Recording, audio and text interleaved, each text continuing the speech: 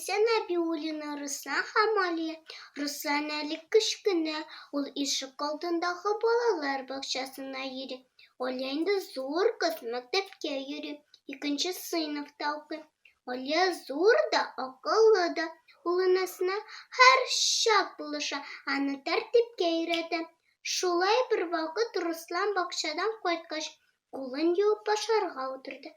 Тәмләп ашады.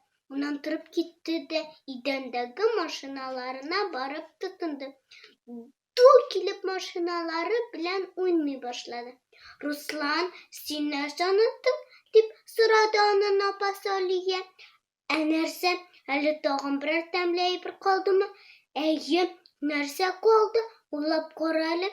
Син нәрсә әйтергә оныттың? Нәрсә оныттың? Ашагач нәрсә әйтергә кирәк? Рәхмәт. Тагын, әнием ашың бик тәмле булган. Зур рәхмәт сиңа, дип. Руслан бераз уйланып торды да. Алия апа, сиңа да зур рәхмәт. Син бит әни пешергәнне миңа әзерләп бирдең. Менә шулай, Руслан. Тәмле итеп ашагач, тәмле рәхмәт сүзен дә онытмаска кирәк, диде апасы.